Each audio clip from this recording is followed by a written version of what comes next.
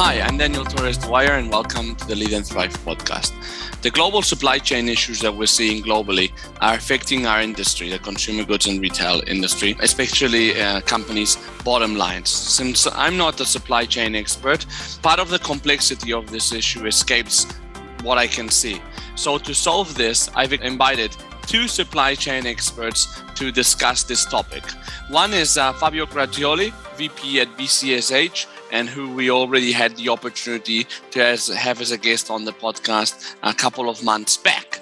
And the other one is Federico Marchesi, who's a supply chain executive at Brembo.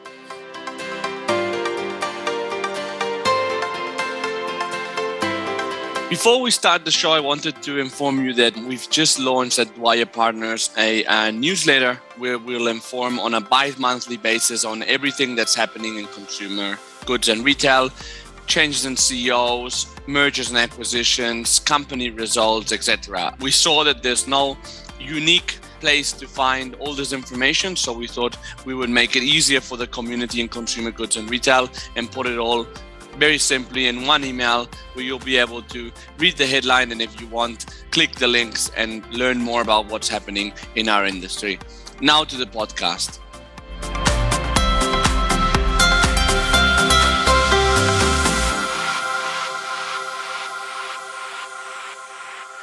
Hi, Fabio and Federico. Good afternoon. Daniel. Good afternoon. Thanks for joining me. How are you guys? Thank you for having us. Doing fine. Great. Looking forward to this great discussion. Excellent. Me too. As a matter of introduction, maybe we can introduce our guests a bit more. Fabio, we've had on the show already. We can talk a bit about him later, but maybe Federico, first of all, maybe you can introduce yourself to the audience. Sure. So I'm a supply chain professional, really passionate about supply chain. I spent about 10 years of my career working for Whirlpool in the home appliance industry, of which about 5 of them in supply chain.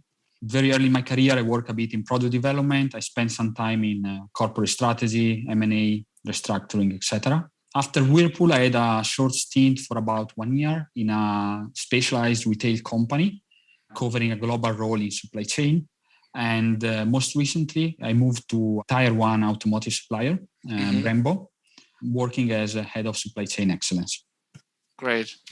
And you guys know each other from Whirlpool, if I'm not wrong, right? Yep. We had the pleasure. What was your relationship there?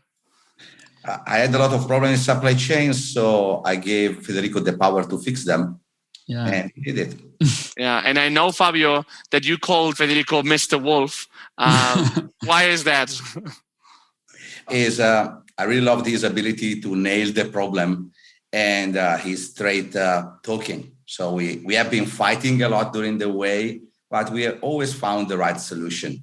So he really managed to help the company, in my view, to bring supply chain to the very next level at that time. Great. I hope you have an opportunity to have a bit of fight and exchange of opinions during this podcast as well. And Fabio, part of the audience will already know you, but maybe you can reintroduce yourself briefly if you like. I've been covering several extensive supply chain roles in various companies, from the elevator industry with Otis Corporation, home appliances with Federico Whirlpool. Now I'm leading the supply chain for BSH, part of the Bosch company. Great. And well, I brought you two here, as you know, to understand, not to discuss as well, but more to understand actually, because we are hearing a lot about like the current issues in the global supply chain. But yeah, myself, of course, I work with supply chain professionals, but I'm not a supply chain professional. So I don't see the problems you guys see in the day-to-day. Where do these problems come from? Yeah, I mean, it's very interesting because what's going on right now all around the globe and actually in different industry is probably the mother of all the bullwhip effect. Global economy went in basically hibernation for a couple of months last year during the, let's say, explosion of COVID. There's been some changes in terms of consumption. And then this had a ripple effect all over the world, all over industry and so on. What we are experiencing now is definitely, I would say, let's say, the long wave out of this demand disruption that was happening last year.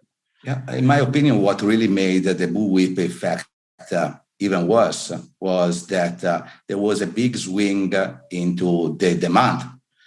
Now we are facing a big shortage of electronic, and previously was mainly automotive.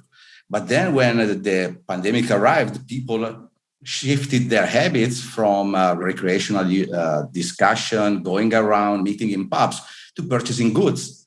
And it was electronics all the way around, for computers to work, for entertainment. And that was a big swing into the demand of goods. So since there was a less demand from the industry of automotive, then it was pretty easy to switch the production of electronics to the new demand that was surging.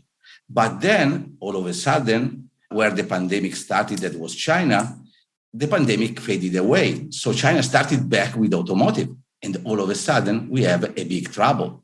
Not enough electronic for all the different type of industries. Mm-hmm, mm-hmm. And why is that affected as well? So what are the extensions of that? I mean, because we're talking about electronics, we're talking about automotive, but I know that, like, for example, container prices have been affected, impact on raw materials. So, I work in consumer goods and retail, and especially like in fast-moving consumer goods, food companies, laundry companies. I'm seeing a lot of people that are having issues with this. Why is something originating in electronics and automotive affecting a wider industry? Yeah, I mean, what we're experiencing right now, and is quite evident, is that I would say most of commodities are under great pressure. Everything that goes from steel to plastic, resin, including container shipment. Container shipment is technically a commodity, Last year, again, economy went in hibernation, about 2 months of complete imbalance. Most of, let's say, globally, all countries basically slow down their economic activities. And then the restart was actually different in terms of phases. We had China that restarted earlier. We had a complete, I would say, lockdown in Australia, New Zealand. We had Europe and US that restarted with different timeline. The result was basically a huge imbalance in the global trade. Container needed in China for export that were stuck in Europe because there was not economical activities. And again, it's a commodity. It's a commodity that requires, I would say, quite a significant capex, both in terms of container as well as in terms of shipping capacity. For 2 months, there was basically no activity. So right now the system is trying to catch up. Add on top of it a couple of, I would say, hiccups. Suez Canal issue in ports in South China. And this is basically what we are experiencing. It's an imbalance between demand and supply. To me, it's really showing how a global economy sometimes can be really fragile, especially when events are happening with different timeline in different regions. When China started back, then they started exporting. Then the container went to US, but there was a lockdown. So actually all the ports were closed. So some of the containers were locked in the ships, some of the containers locked in the yards, and then they couldn't come back. So nowadays, we don't have exactly all the containers that we need. The problem is that they are in the wrong places. And considering the logistically time to move containers, it will require months to recover all the orders that we have, especially because, again, given the swing in the demand requirements, more and more goods are being imported nowadays from China for computer, electronics, whatever. That is the main trouble that I see. If I can add something, I think one of the important phenomena as well is that if we all look back about, what was happening last year in this period, as a consumer generally, globally, we move a lot of our consumption from service to goods. We were spending, of course, less time outside with friends and so on. We were consuming more, like home appliances, computers and everything. And this basically added pressure on pressure. So it's, as Fabio was mentioning, the interesting thing is how global trade is inherently correlated, how different industries are correlated, and sometimes how the correlation makes very difficult to predict some events. I think no one last year was able to predict what would have happened this year in terms of sea freight transport. And then you can add on that the Internet of Things, the 5G, and all of those things are requiring chips and electronics. We're talking about an industry that is in the range of 500 billion euros. And everybody has a scarcity problem in this moment in time. Apple has been delaying their iPhones. Everywhere, everybody is fighting. And on top of that, you have the containers trouble. So in this moment in time, the fragility of the global economy with the problems happening everywhere with different time frame is showing how much we should be focusing a supply chain to build up anti-fragile solutions. We cannot face all the black swan, but at least we should be able to plan for the future one in a better way. Yeah. No, and for example, you mentioned the iPhone. I mean, I think a very paradigmatic product that's also been delayed because of that is PlayStation 5, which was launched, I don't know, I think end of last year. And there's like huge wait list still today, like practically a year after, to get a PlayStation 5, which is like completely unheard of and quite fascinating. Yeah. I think you're also mentioning something that is interesting and is part of this cycle that is going on. There's been a bit of a hoarding problem, meaning that, as soon as you start to feel an issue in terms of capacity, supply, a lot of economical actors, meaning typically companies, but also in some cases, even consumer, are reacting by overbuying. This is exactly what's happening in different industries. It's happening with container capacity. Probably there's a lot of overbuy. But also it's interesting when you discuss about PlayStation. There is right now a lot, I would say, of reseller market. There are people who have access to PlayStation that are simply buying them to resell them at a premium a few days after. So it's unpredictable, and build up on already, I would say, an unstable system. And I will ask a question, Federico, in your opinion, by when is going to be sorted out? By the end of the year? Yeah, that's very interesting. I mean, I would say if I would feel to have a silver bullet to answer this question, I would probably be doing a different job, investing my money somewhere. I would say I don't think we are very close to the solution. If I think about semiconductor, my expectation is that we will still feel some issue going on into 2022. The lead time to expand capacity is actually very long. We're talking about multi-billion investments. There are some states who are trying to do public investment to increase capacity. So I believe this is more a long-term view. When it comes to sea freight transport, I think here is very difficult to predict. There are some, I would say, effects related to capacity that might become more balanced. But at the same time, we saw in the last 3 to 6 months a lot of, I would say, hiccups, as I call them, Suez Canal and so on, that generated an effect that is lasting months and months. So this is the part that makes it difficult to predict. I think in normal situation, we might be out of it probably somewhere, I would say, after peak season, retail peak season in Q4, when there is a natural slowdown in demand, provided no hiccups are happening globally. That is wishful thinking, probably. To me, the real driver is not the supply, but is the demand. And it really depends how the pandemic and the COVID issue will evolve.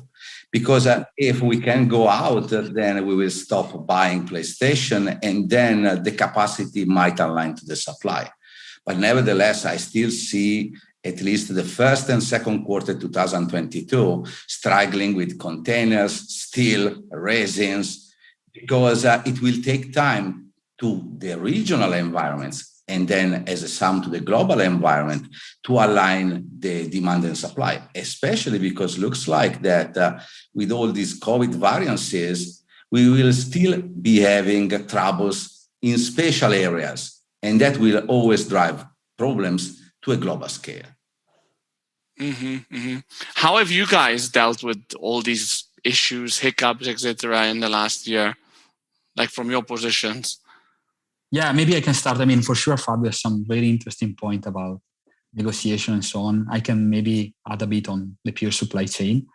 I think the happenings of the last year forced us to become more, I would say, flexible, take decisions that were a bit unthinkable simply 2 years ago. To give some concrete example, last year when I was working in retail, we had a supplier basically hiring a private jet and shipping in some goods from Southeast Asia to New Zealand, simply to be able to sell. Right now, when we are experiencing more, I would say, global disruption, the real, let's say, tool set that we have is to stick more to the standard supply chain processes. I think S&OP is a key tool to deal with this situation. You bring the discussion, the potential solution, action plan to the executive level. Again, we might not be able to predict what will happen 6-12 months from now, but we have certain level of, I would say, knowledge about what might be the scenario. Discussing around this scenario helps us to decide, am I gonna increase my inventory in case we have a disruption, or do I simply take the risk and expediting via air freight? S&OP is a great tool to do this, and this has been my focus right now. I'm also experiencing a bit of a higher level of, I would say, collaboration between supplier and customer. I think the fact that we are all struggling for the same, I would say, end objective forces us to collaborate more. Yeah, I think that because this is a case where really there's normally when you have these contexts, there's like winners and losers. I feel like in this case, practically everyone is a loser, no? I agree with you, Federico. I see two lines of intervention that really needs to be inside the S&OP and the S&OE process. The first one, like it or not, we don't have goods. We struggle, especially when you have a complex bill of material. So you cannot fix your production on a monthly basis and expect that all the materials will be there and everything is going to run just fine. We need processes to be able to be more flexible, to change your production according to what you have. And that requires an S&OP process that from the supply part is more and more flexible and more customer oriented. The second point is that it is a fact that the cost is going up everywhere, double the price for logistic, for steel. And the role of the S&OP, as you correctly pointed out, is to be end-to-end, to provide the right cost information, not just availability, but cost for the sales team to update their selling price.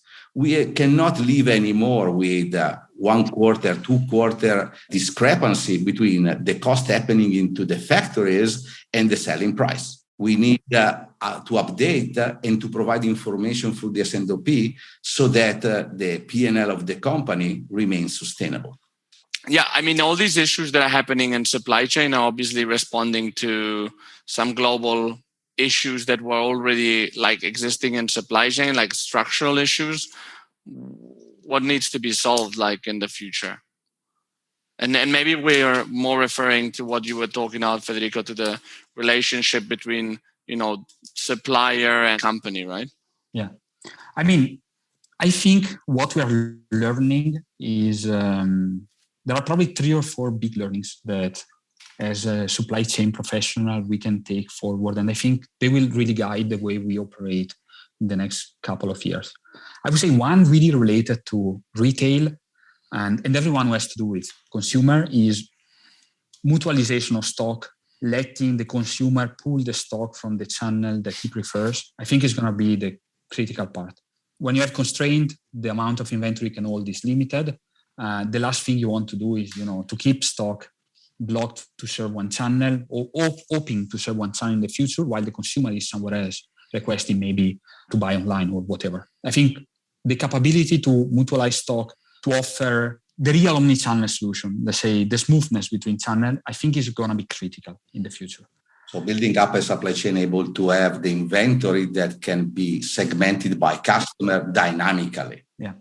You need to use your stock for the best interest of the customer and the margin that you want to bring, especially because there is a surge of the direct to consumer in this moment in time.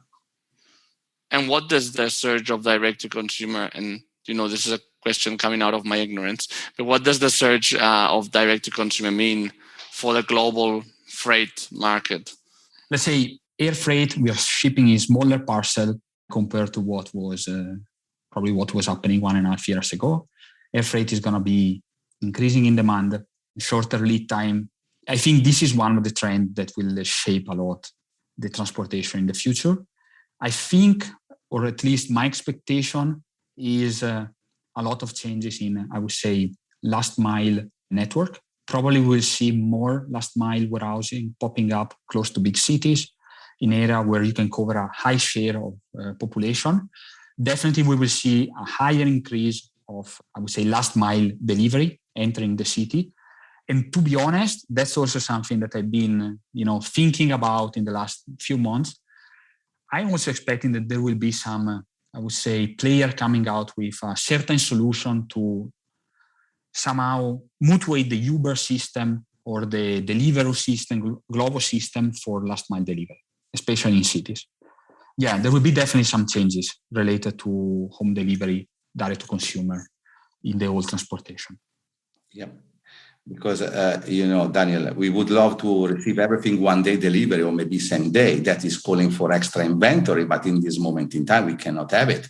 So having a supply chain able to be dynamically able to allocate the stock in the right city, in the right warehouse, making cross-dock is a very complex network. And most of the companies are not used to have a multi-echelon inventory system management because it requires investment and a long design to get there. Yeah. What should companies do? Like project a higher demand, lower demand in the future? How are they supposed to plan and prepare? What is visible is that the demand is not stable and will not stay stable for the incoming years because now we have a surge of consumer electronics. Then might be through the pandemic another industry.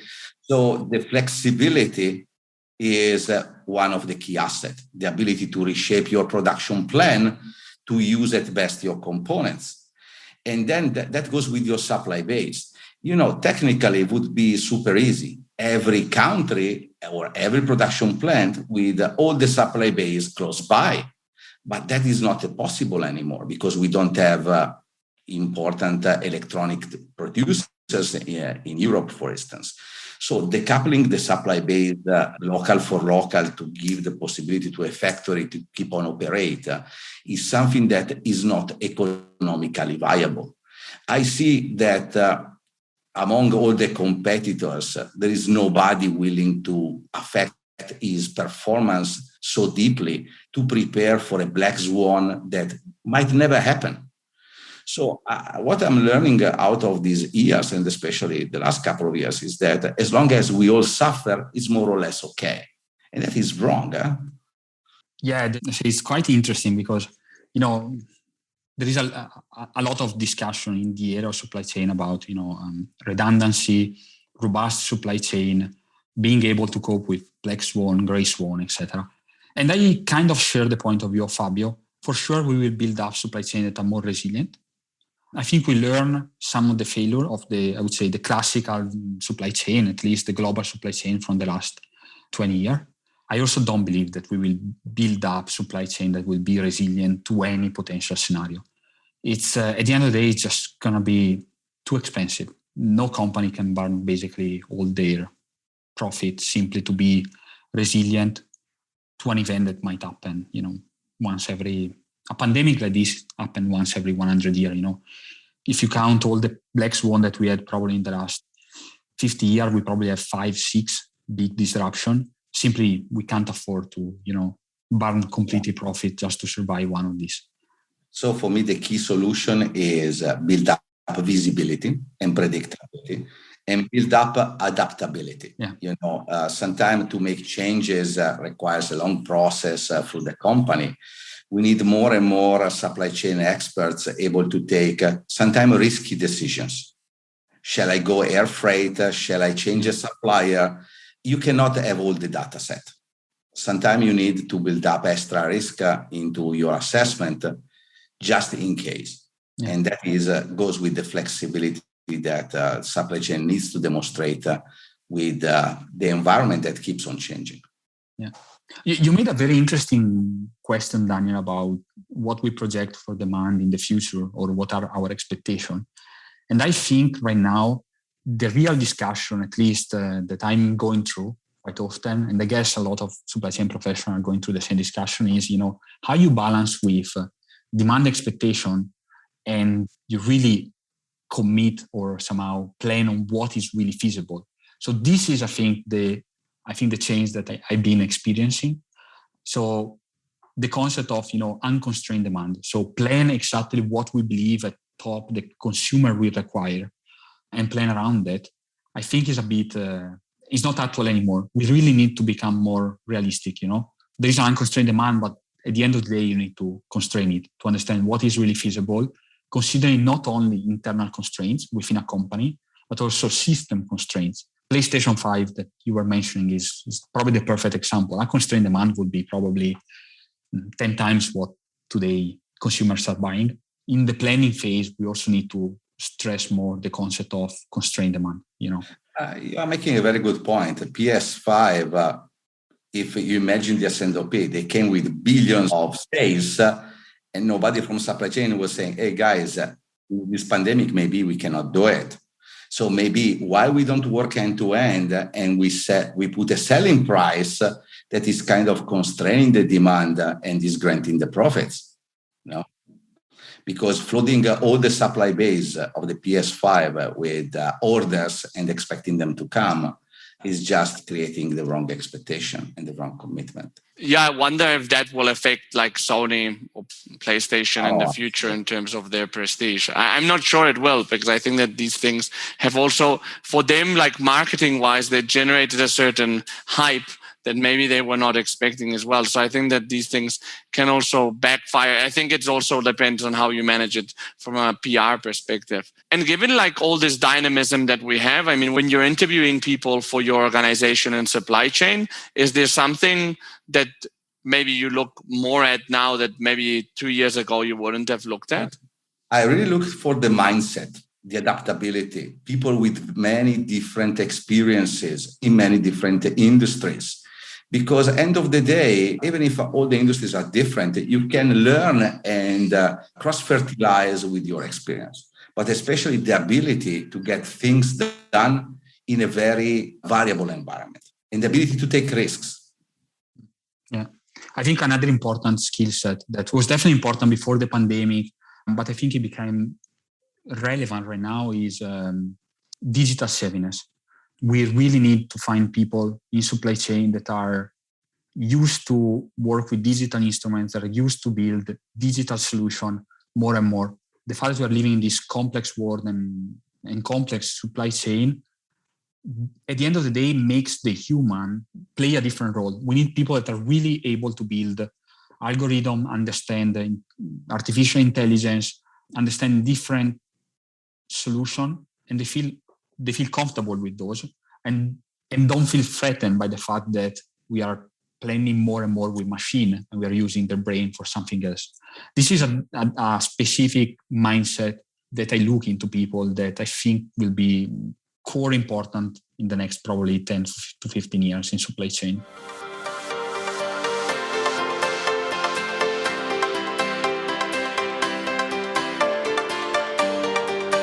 Thanks so much for listening. This was Federico Marchesi and Fabio Grazioli.